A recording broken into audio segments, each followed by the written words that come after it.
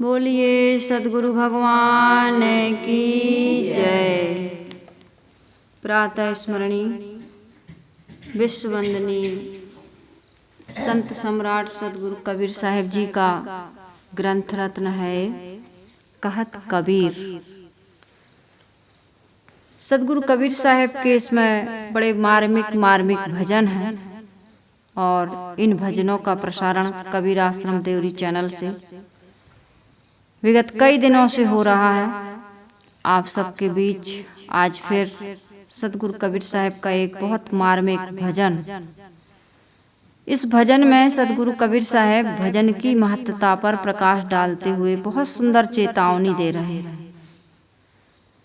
सद्गुरु कबीर साहिब बता रहे हैं कि हमारे जीवन में भजन ही एक महत्वपूर्ण चीज है। भजन ही एक सबसे सार वस्तु है, क्योंकि यदि भजन नहीं करेंगे तो हमारे जीवन का दुख दूर नहीं हो सकता। क्योंकि शरीर के लिए भोजन की आवश्यकता होती है, इसी प्रकार मन की शांति के लिए, आत्मा की प्रसन्नता के लिए, दुख से मुक्ति के लिए या इस मानव जीवन की सफलता और सार्थकता के लिए हमें भजन की आवश्यकता पड़ती है। और भजन हम सभी लोग करते हैं। यह मानते हैं कि हम सभी लोग कुछ न कुछ तो व्यक्ति धार्मिक कृत्य, धार्मिक कार्य, क्रियाकलाप करता ही है और वो उसको क्या कहता है कि हम भजन कर रहे हैं। तो उस भजन का सही अर्थ तब है जब हमारे जीवन की समस्याओं का समाधान निकले, दुख दूर हो, दुख मुक्त हो, समस्याओं से जीवन मुक्त हो, किसी प्रकार की समस्या ना हो, किसी प्रकार का दुख ना हो, किसी प्रकार की उलझन ना हो, तनाव ना हो, शिकायत ना हो, कुछ भी ना हो हमारे जीवन में।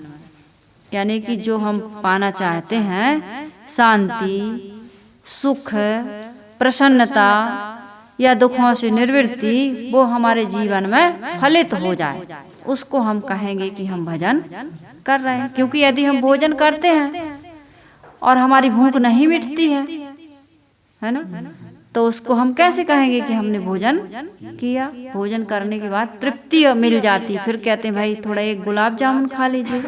नहीं नहीं नहीं, अभी तो बिल्कुल कुछ भी खाने का मन नहीं, बिल्कुल नहीं खा सकते, कुछ भी नहीं खा सकते, कुछ भी अंदर जाएगा नहीं।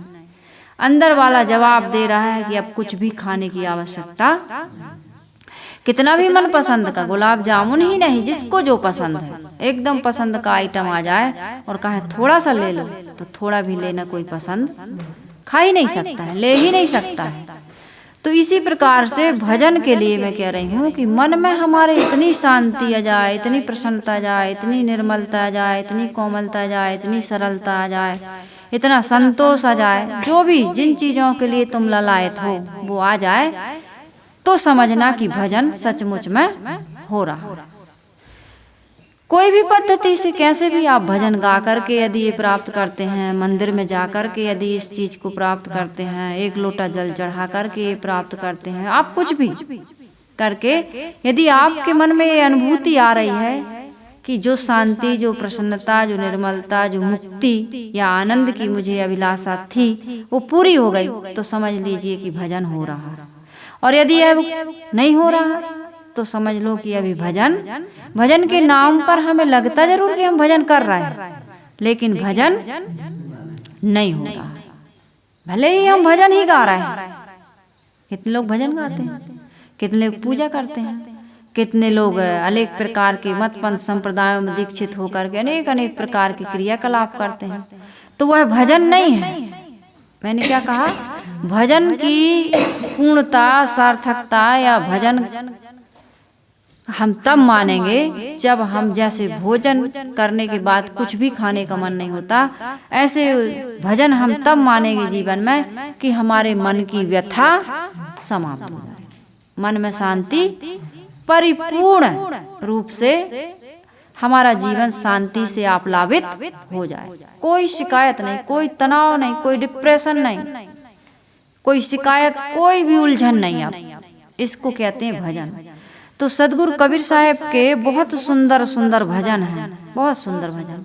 कोई इन भजनों को यदि हृदयंगम करेगा तो उसके जीवन की सारी समस्याओं का समाधान हो जाएगा। फिर कोई उलझन समस्या यहाँ है कि भजन के सही अर्थ को हम समझ नहीं रहे। कितने लोग भोजन करते हैं लेकिन कहते हैं और आज तो पेट नहीं भरा, क्योंकि मन का नहीं मिला उनको। कई बार मन का भोजन नहीं मिलता तो पेट नहीं भरता। इसी प्रकार से भजन आप कर रहे हैं फिर भी मन का आपकी शांति या जो कोई भी शब्द कह दें आप, जो पाना चाहते हैं, अंदर से एक भूख है ना, अंदर खाली खाली है ना इंसान, अंदर से उसको अभाव ग्रसित है, वो अभाव की अनुभूति हो रही है, खालीपन लग रहा है, कुछ पाना चाहता है, ऐसी चीज जिसको पा करके मन बिल्कुल समाधान हो जाए मन को। तो वो यदि नहीं मिल रहा है तो फिर कहाँ भजन है? ये भजन नहीं है। तो सदगुरु कबीर साहब का एक, वैसे तो यहाँ 2-3 भजन है, भजन ही भजन पर से कबीर साहब ने यहाँ कहा है, भजन कब करी हो जन्म सिरान। साहब कहते हैं भजन कब करी हो जन्म सिरान। गर्भवास में बहु दुख पायो बाहर आए भुलान, बालापन तो खेल गंवायो तरुणाई अभिमान, वृद्ध भय तन कापन लाग्यो सिर धुनि धुनि पछतान, कहें कबीर सुनो भाई साधो जम के हाथ बिकान, भजन कब करी हो जन्म सिरान। अच्छा खा रहे हैं हम, अच्छा पहन रहे हैं हम, अच्छे मकान में रह रहे हैं हम, अच्छा परिवार है, सब कुछ है, भजन की जरूरत क्या है?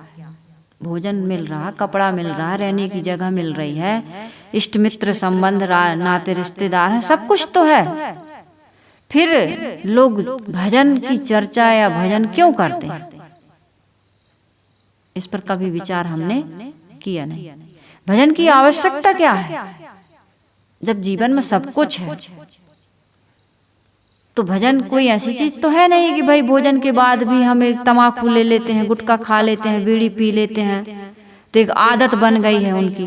कितने लोगों की आदत नहीं है खाने पीने की, तो भोजन के बाद कुछ नहीं खाते पीते, उनको उसकी अनुभूति भी नहीं सताती कि भाई नहीं, याद भी नहीं आती।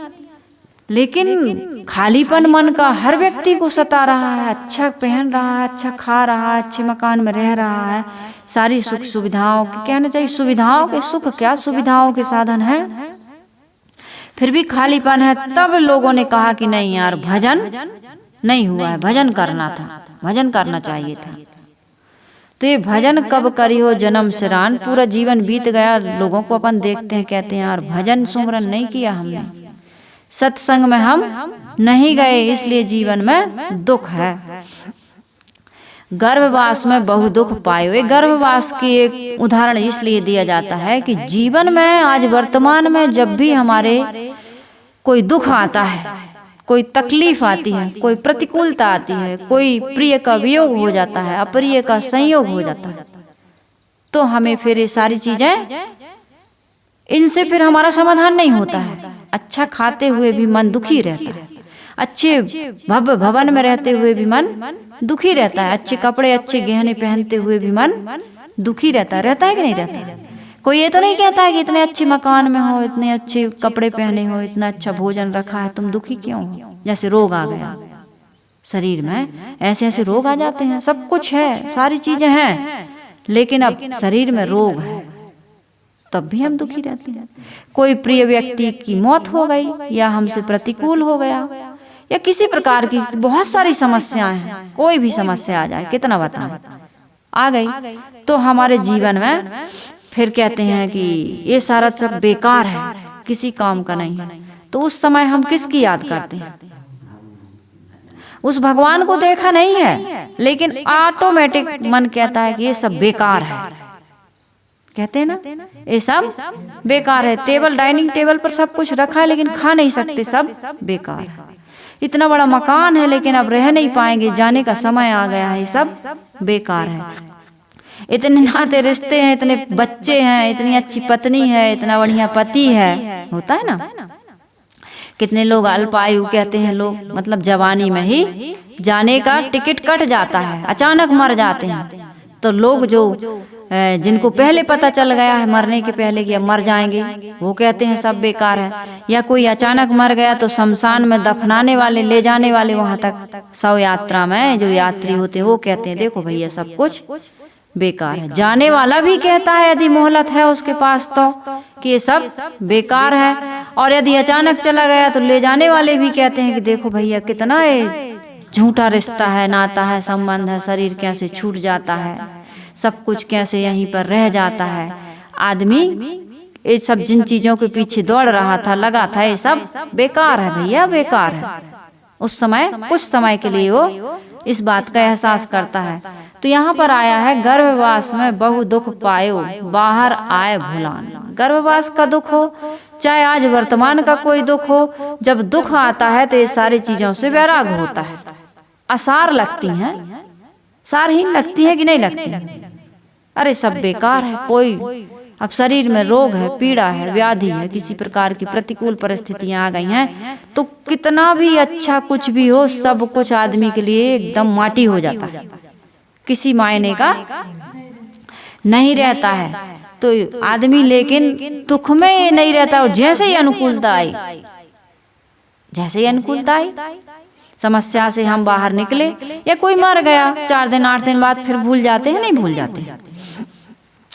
कोई प्रतिकूल हो गया तो लगता है कि कोई मेरा नहीं है, जिसको मैंने इतना सब कुछ समर्पित किया था, पति पत्नी का संबंध हो, इष्ट मित्र का हो, भाई बहन का हो, कोई भी संबंध हो, उस समय बड़ा बैराग आता है। लेकिन जैसे ही अनुकूल होता है फिर से, तो आदमी फिर उसमें भूल जाता है।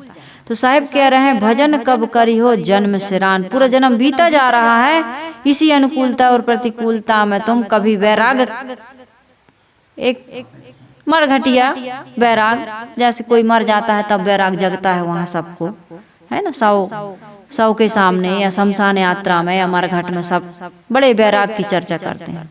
तो वो थोड़े समय के लिए टिकता है। इसी प्रकार से गर्भवास में आदमी दुख पाता है, बाहर आकर के भूल जाता है। मतलब ये है दुख में तो भगवान को याद करता है, सुख में भूल जाता है, भजन नहीं करता है। तो सबसे पहले तो हमें यह समझना चाहिए कि भजन है क्या। भजन मंच पर बैठ करके या बिस्तर पर या आसन लगा करके जो हम ध्यान करते हैं, जो भजन करते हैं, जो सदग्रंथों का अध्ययन करते हैं, केवल यही भजन नहीं है। एक संत जी बता रहे थे कि अप्रैल का महीना था, अप्रैल सच्ची घटना है, अप्रैल का महीना था, और अप्रैल के महीने में आप देखते होंगे कि उस समय गेहूं की फसल की कटाई चलती है ना, गेहूं आ जाता है, और गेहूं फसल एक साथ आती है। भले 15 दिन 8 दिन आपने लेट बोई है, लेकिन इसका अर्थ यह नहीं है कि 15 दिन लेट से आएगी। समय से फसल सबके गेहूं, हाँ पकने में पुखने में वो कमजोर भले हो जाएं, लेकिन फसल एक साथ आ जाएगी। तो अप्रैल का महीना था, और पंडाल में बैठ करके संत लोग ये शिकायत कर रहे थे। एक संत, उन संत ने जिन्होंने बताया है उसके बारे में बता रहे हैं, अच्छे संत हैं वो, जो प्रवक्ताओं की बहुत ज़्यादा भीड़ थी। मंच पर पूरे प्रवक्ता थे, संत गुरुजन थे, और श्रोता कम थे। और पंडाल बहुत बड़ा था, आयोजन तो बड़े बड़े होते हैं, लेकिन श्रोताओं की उपस्थिति कई जगह कम हो जाती है, ऐसे भी होता है। तो जो सबसे शुरू में संत बोल रहे थे वो यही शिकायत कर रहे थे अपने शब्दों में कि भजन करना चाहिए, सत्संग के लिए समय देना चाहिए, लेकिन देखो लोगों की उपस्थिति बहुत कम है। शिकायत थी उनके मन में, कुड़हन थी एक प्रकार से। तो जिन संत का ये उद्गार है उनके बारे में बता रही हूँ, वो दूसरे दिन सुबह टहलने गए। संत तो श्रम कुछ करते नहीं है, तो भाई शरीर को स्वस्थ रखने के लिए जो श्रम करते हैं वो बहुत बढ़िया है, उनको ज़्यादा व्यायाम की आवश्यकता नहीं होती है। तो संतों को व्यायाम करना पड़ा, या जो नौकरी करते हैं, दफ्तर में जाते हैं, 8 घंटे 10 घंटे कुर्सी पर बैठकर काम करना पड़ता है, तो वो टहलने गए साहिब जी, संत जी। तो उन्होंने देखा कि सुबह सुबह गेहूं के खेत में लोग, किसान लोग, कोई भजन गुनगुना रहे हैं, कोई सत्संग की चर्चा कर रहा है, कोई आपस में बड़े प्रेम से हंसी मजाक मधुर वार्तालाप करते हुए गेहूं की फसल काट रहे हैं।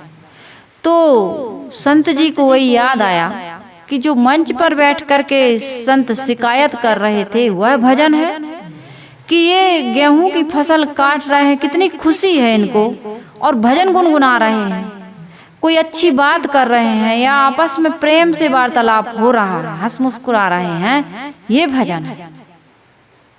भजन आप भोजन बनाते समय भी करते हैं, कर सकते हैं, और यही असली भजन। भजन जीवन के प्रत्येक क्रियाकलाप में उतर आए, कोई शिकायत ना हो, कोई तनाव ना हो, किसी प्रकार की समस्या आ जाए, आपके मन पर उसका असर ना हो, तन और मन के संतुलन को आप जाने। दर्शन और विज्ञान दो चीजें हैं, दर्शन और विज्ञान, ये दोनों आपकी समस्याओं का समाधान करती हैं।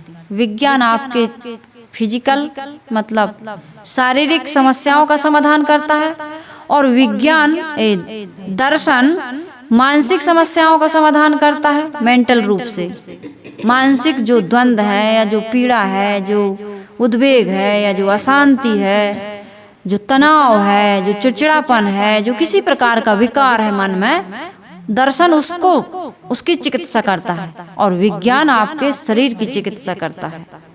और दर्शन और विज्ञान दोनों आपको, शरीर का विज्ञान आपको समझना होगा, और मन में आपके क्या चल रहा है, मन को किस चीज की, किस खुराक की जरूरत है, इसको आपको समझना होगा। तन की खुराक अलग है और मन की खुराक अलग है।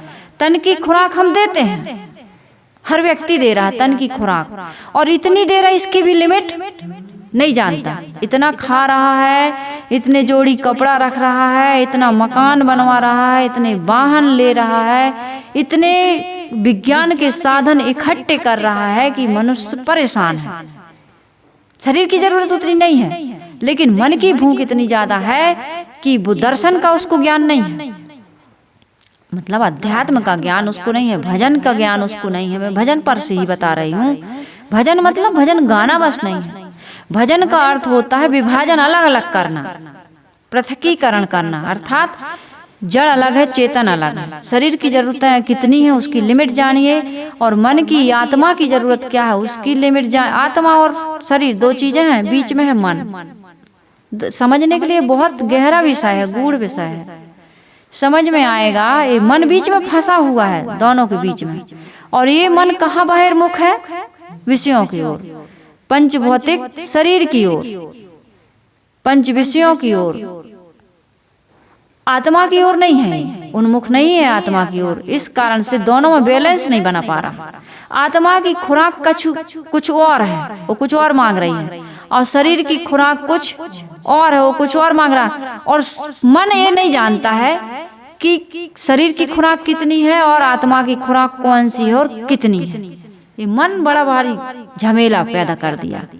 मन बहिर्मुख होकर के संसार की जो प्रतिस्पर्धा है, कहना चाहिए, उसमें दौड़ रहा है।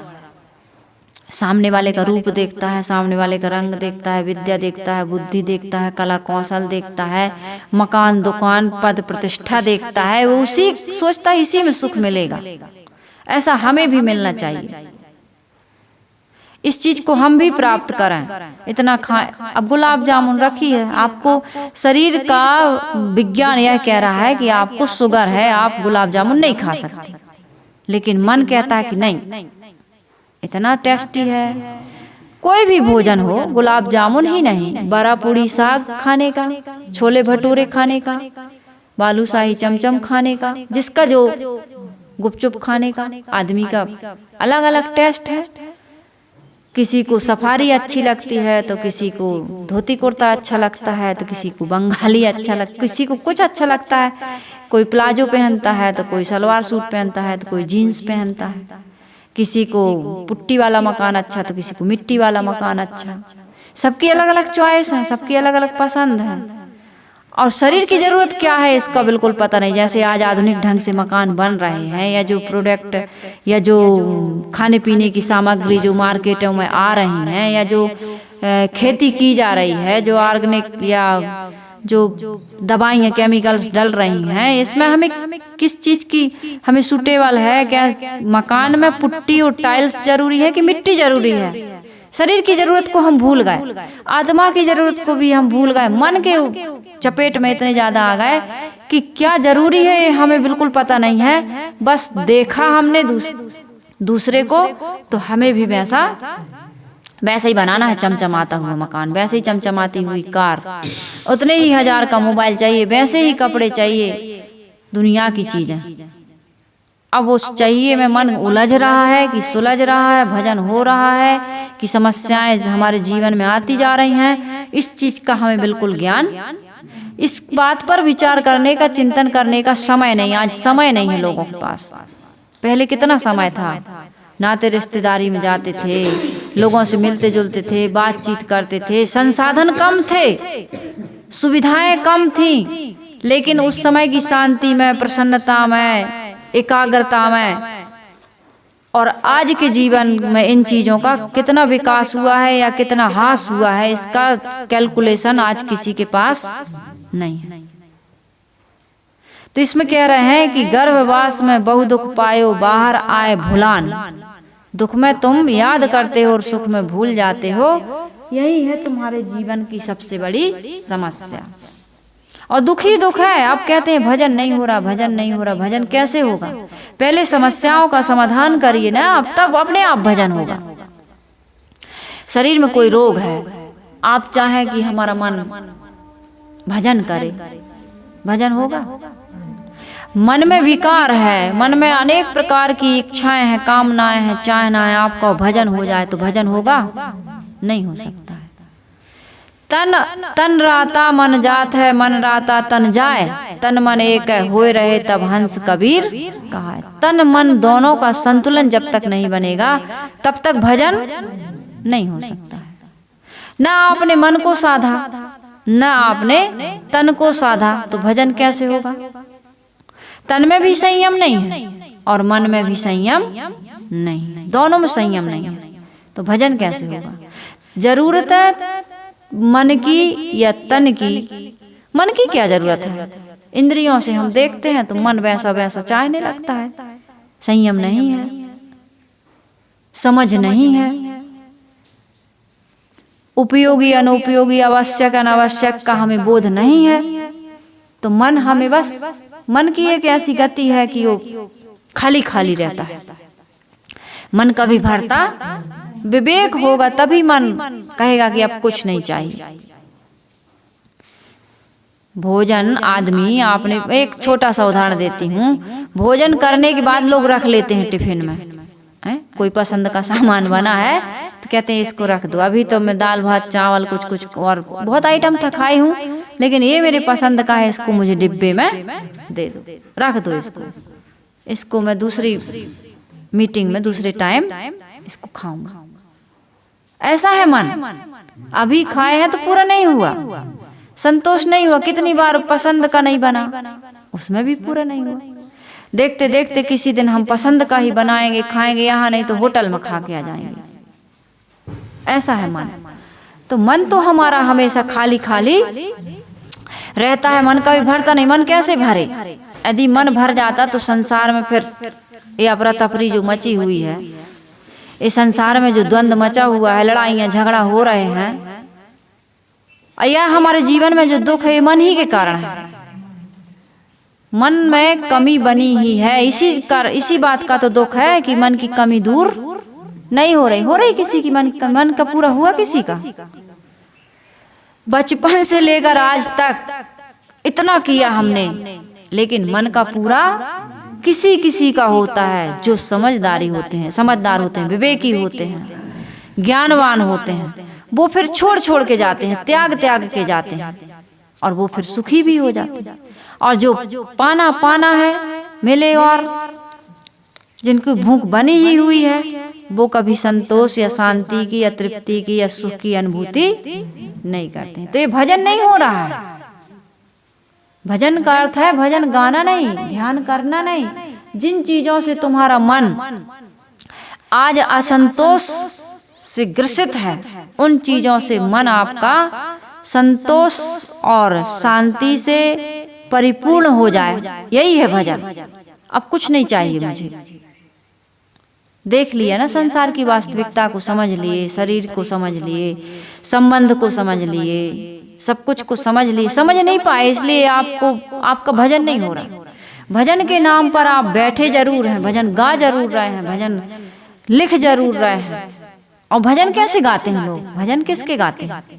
राम के गाएंगे, कृष्ण के गाएंगे, देवी दुर्गा के गाएंगे, हनुमान के गाएंगे, उनकी महिमा। तो ये भी भजन नहीं है, आप उनकी महिमा गा रहे हैं, भजन थोड़ी है। और वो भी अलौकिक चमत्कारिक गा रहे हैं, ये भी भजन नहीं है। इसको भी भजन नहीं कह सकते हैं। यदि ये भजन होता तो उनके चमत्कारी भजन गाने से कुछ तो आपके जीवन में फर्क पड़ता, लेकिन फर्क नहीं है। फर्क वही कह रही हूं मैं कि मन की आग बुझ जानी थी, मन का संतोष खत्म हो जाना था, मन की पीड़ा उससे मुक्ति मिल जानी थी। यही है भजन। साहिब कह रहे हैं, बालापन तो खेल गमायो तरुणाई अभिमान।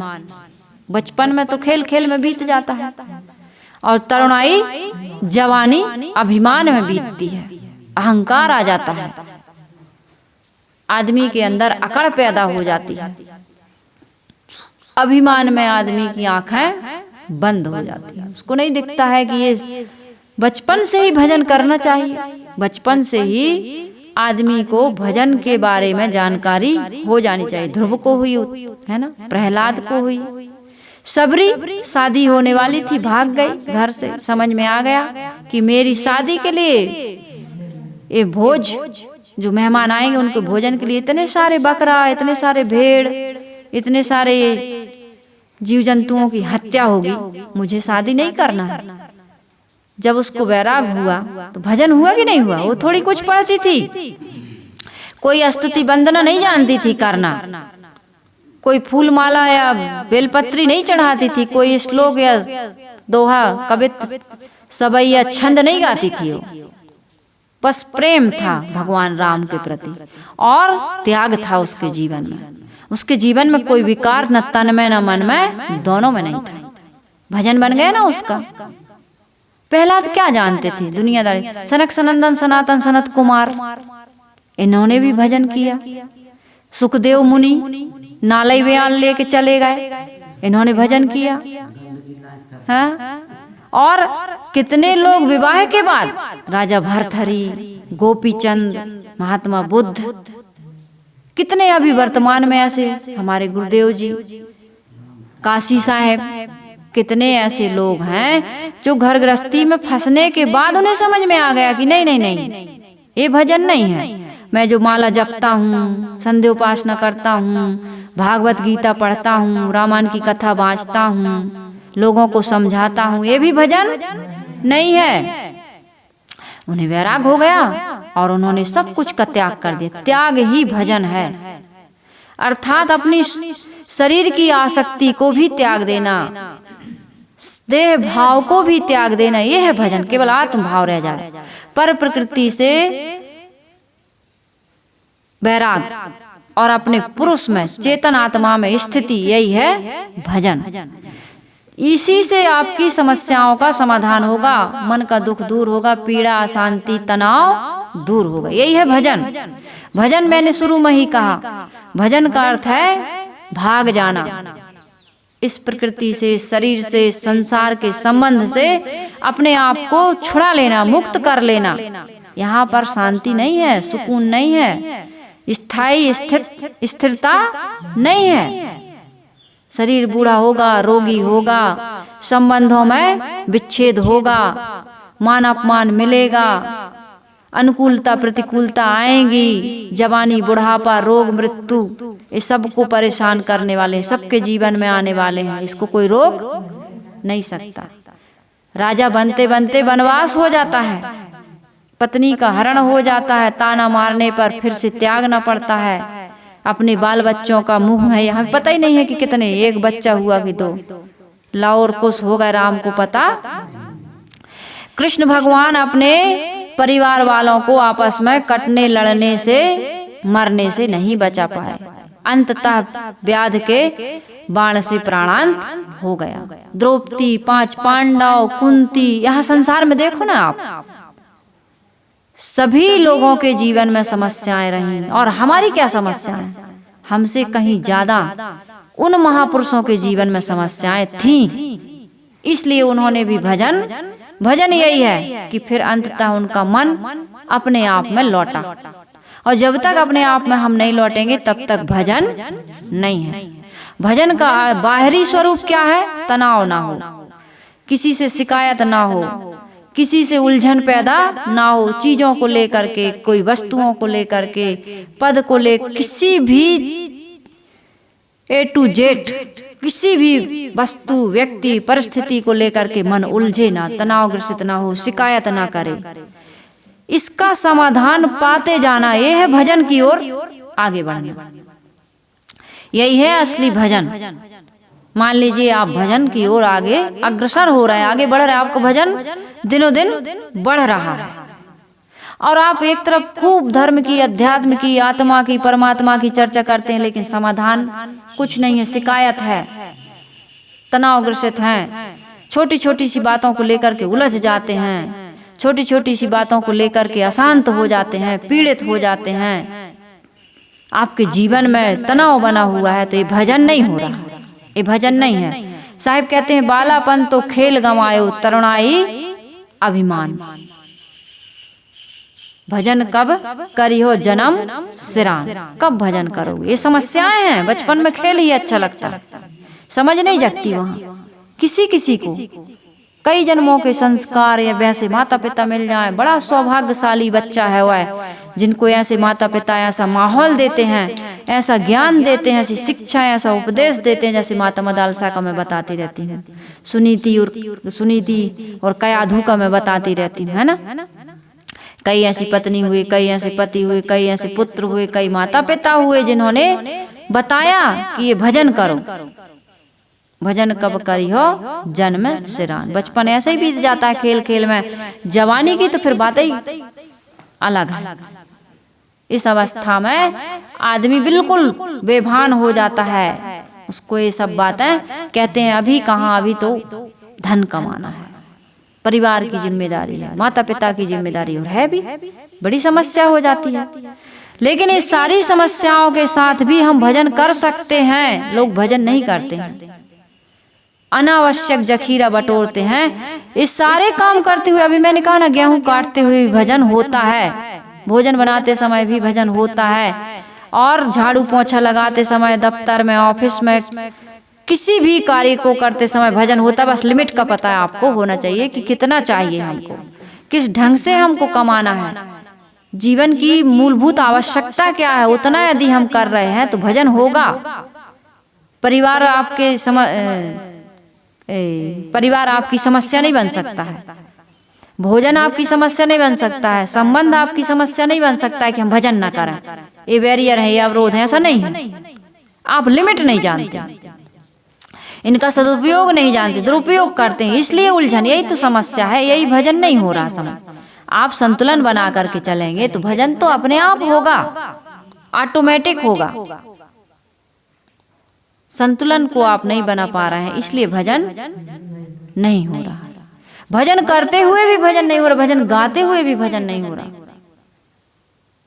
साहिब कह रहे हैं, वृद्ध भय तन कापन लागो, सिर धुनि पछतान। हम लोग अभी एक कार्यक्रम में गए थे, बिल्कुल बूढ़े व्यक्ति भजन गा रहे थे, दांत भी नहीं है, आंखों में चश्मा है, अब लाइट गोल हो गई, तो ले करके गा रहे थे। तो कहे, गाओ भाई, हम लोगों को बहुत अच्छा लग रहा है आपका भजन, गाओ, आपका इतने बुढ़ापे में इतना उत्साह, गाओ। तो कहे, गाएं कहाँ से, दिखे तब तो गाएं। अब देख के भजन गाने की कोई चीज है, भजन देख के गा रहे थे। तो एक तो भजन गाना भजन नहीं है, दूसरा देख के भजन गाना तो बिल्कुल भजन नहीं है। थोड़ा सा गहराई से समझने का प्रयास करेंगे, कोई इसका खंडन नहीं कर रहा है, विरोध नहीं है, मतलब मैं भजन की जो गहराई बता रही हूँ उसके बारे में कह रही हूँ। तो भजन गा रहे हैं, आवाज भी सही नहीं आ रही है, चेहरा का भी एक्सप्रेशन सही नहीं हो रहा है, तुम्हारा इम्प्रेशन सही थोड़ी जा रहा है। अब तुम बुढ़ापे में कह रहे हो भजन नहीं किए, भजन कब करी हो जन्म सिरान, भजन करो बंदे। अब तुम भजन भी तुम्हारा बिल्कुल ठीक नहीं लग रहा, लेकिन अब भाई बुजुर्ग हैं आप, अब तुम गा रहे हो बुढ़ापे में कि भजन नहीं किया तो कोई असर पड़ेगा?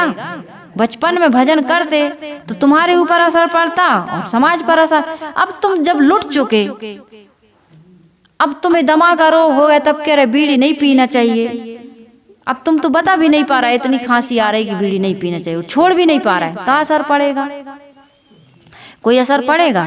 तो भजन गा रहे थे तो मुझे बड़ी दया आ रही थी, मन में मुझे बोध हो रहा था कि देखो इस बुढ़ापे में दांत भी नकली हैं, आंख भी नकली है, और तुम जो भजन गा रहे हो वो भी नकली है, देख कर गा रहे हो, है ना? और भजन अब वो असर समाज पर।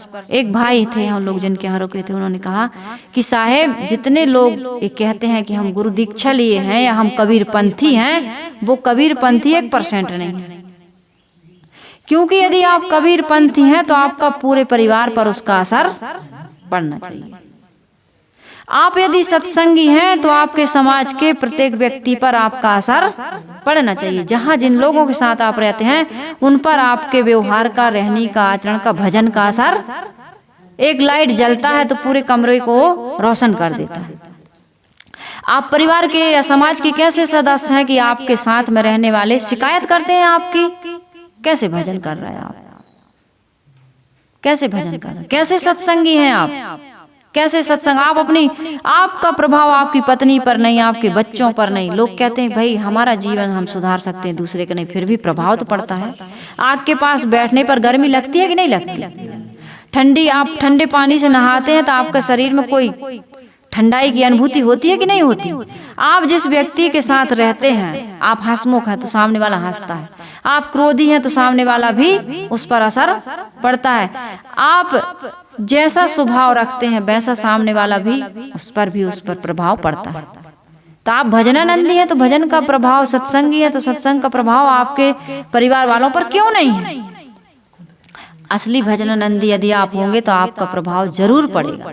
अंदर तक भजन होना चाहिए, बाहर का भजन भजन नहीं है, एक काम देने वाला नहीं है। तो बुढ़ापे में तुम भजन गाते हो, बीत गए दिन भजन बिना रे, भजन बिना रे, सत्संग बिना रे।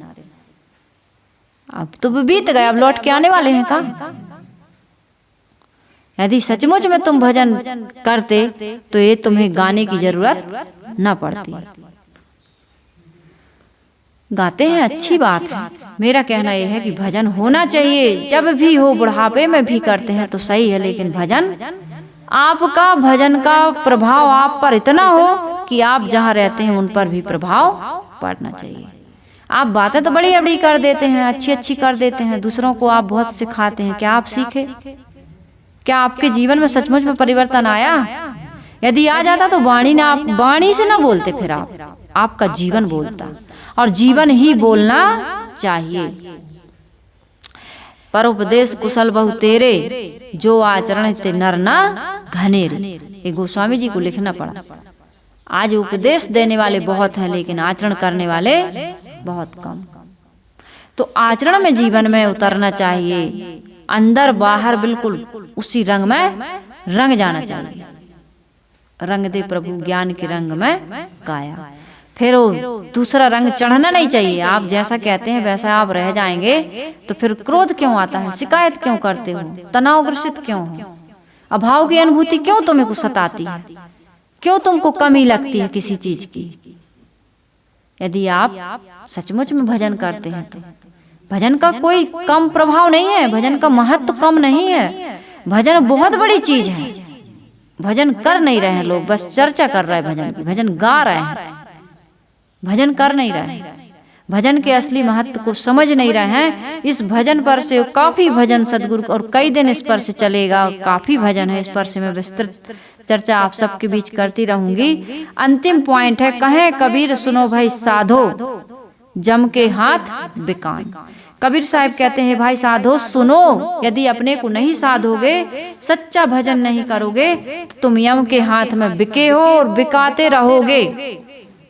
यम क्या है? वासना। दूसरा यम है ये बारंबार अज्ञान रूपी यम, वासना रूपी यम, काल रूपी यम, मृत्यु रूपी यम, बुढ़ापा रूपी यम। ये सब यम ही यम है, राम नहीं है, यम ही यम है। और जहाँ तक यम है तहाँ तक आपको यातना मिलती रहेगी। यम क्या देता है? यातना देता है, पीड़ा देता है कि नहीं देता? यम नाम से सब डरते। किसी के बच्चे का नाम यम रखा किसी ने? कोई यमराज रखता है? नहीं रखता है। धर्मराज रख लेगा, लेकिन यमराज कोई नहीं रखेगा। तो ये यम आदमी को पीड़ा देती है। तो आपके जीवन में यदि भजन नहीं है, तो राम नहीं है, तो यम जरूर आएगा। है आपको पीड़ा दे रहा है, तो पीड़ा से मुक्ति चाहते हैं, असंतोष से मुक्ति चाहते हैं, तनाव से मुक्ति चाहते हैं, जीवन में शांति और प्रसन्नता चाहते हैं, निर्भयता और स्वतंत्रता चाहते हैं, तो भजन के असली स्वरूप को समझना होगा। भजन यही है कि जीवन में जो भी दोष हैं, कमियां हैं, बुराइयां हैं, उनको जीतो। और सबसे बड़ी चीज तो मुझे यह समझ में आती है कि अपनी जरूरतों की मतलब आवश्यकताओं की परख करो कि हमारे जीवन को कितना जरूरी है। लिमिट समझिए आप, सीमा रेखा। यदि सीमा से बाहर जाते हैं, जैसे सीता सीमा से बाहर गई तो उनका अपहरण हो गया, ऐसे आप सीमा से बाहर जाओगे ना, आवश्यकता से बाहर जाओगे, आप इच्छाओं के गुलाम बनोगे, तो आपकी शांति भी आपके जीवन से। रावण के हाथ में, रावण क्या है? विकार, मनोविकार। आपकी शांति मन के हाथों से छीन ली जाएगी। तो आपको मन के उसमें नहीं, पर मन बहुत अच्छी चीज है। मन को आपने बहिर्मुख कर दिया, अंतर्मुख करिए, आत्मा की ओर लौटिए। मन अपने आप में अच्छा बुरा नहीं है, उसको आप बना देते हैं। समझ ना होने से, सत्संग ना होने से, अच्छे संस्कार ना मिलने से, अच्छा साहित्य ना मिलने से, अच्छी संगत ना मिलने से आपका मन उलझ जाता है। तो सबसे पहला काम, सुबह सुबह आप सत्संग करिए, सुबह शाम करिए, दिन और रात करिए। अपनी समझ को जगाइए, जीवन की लिमिट को समझिए और शरीर की भी लिमिट समझिए। जीवन में सब चीजें आ जाती हैं, तो आवश्यकता को समझिए। इच्छा के चक्कर में रहेंगे तो आपके जीवन के दुख दूर भजन गाने से नहीं होगा। दुख दूर भजन गाने से एक तमाकू नहीं छूटती है, एक गाली देने की गंदी आदत नहीं छूटती है, एक साथ जिसके साथ रह रहे हो, जिस माता पिता ने जन्म दिया, या पत्नी या पति के साथ आप रहते हो, जिन बच्चों को आपने पैदा किया, या जो बच्चे जिनसे पैदा हुए, उनकी शिकायत लोग करते हैं। तो ये शिकायत नहीं छूट पाती है, तो इस भजन से दुख कैसे छूटेगा? भजन करने वाले ये सारे काम करते हैं, तो इस भजन से हमारा कोई लाभ नहीं हो रहा है। तो भजन के असली स्वरूप को समझने की आवश्यकता है। आज मैंने आप सबके बीच सदगुरु कबीर साहब का एक भजन रखा, भजन कब करी हो जन्म सिरान। अगले दिन भजन बिन जीवन पशु समान, सदगुरु कबीर साहब ने कहा है। फिर साहब ने कहा है, भजन बिन ऐसे होत बड़े। बहुत सुंदर सुंदर इन भजनों में उदाहरण आएंगे कि कैसे सदगुरु कबीर साहब ने हम सबको भजन की ओर आकर्षित करने का प्रयास किया है और भजन का महत्व बताया है। भजन के बिना ये जीवन किस प्रकार से पशु के समान हो जाता है। पशु तो वैसे अच्छा है एक प्रकार से, पशु से भी कई गुना दुख मनुष्य भोग रहा है, तो उस दुखों से कैसे मुक्ति मिले, इन सारे विविध विषयों पर हम आपके बीच चर्चा करेंगे। कबीर आश्रम देवरी चैनल आप सभी का बहुत बहुत आभार व्यक्त करता है कि आप सभी लोग स्थायी श्रोता बने हुए हैं और आप इस छोटे से चैनल से अपने जीवन की गुत्थियों, समस्याओं का समाधान यदि पा रहे हैं, तो मैं अपनी इस मेहनत को, इस परिश्रम को सफल और सार्थक समझती हूँ और हृदय से आप सबका आभार व्यक्त करती हूँ कि आप सभी लोग इन विचारों को काफी एकाग्रता और प्रसन्नता से इंतजार के साथ सुनते हैं। इसके लिए कबीर आश्रम देवरी चैनल आप सभी को बहुत बहुत शुभकामनाएं और बधाई देता है इस बात की कि आपका जीवन भी सचमुच में शांति और प्रसन्नता को प्राप्त कर इस जीवन को सफल सार्थक बनाएं। बोलिए सद्गुरुदेव की जय।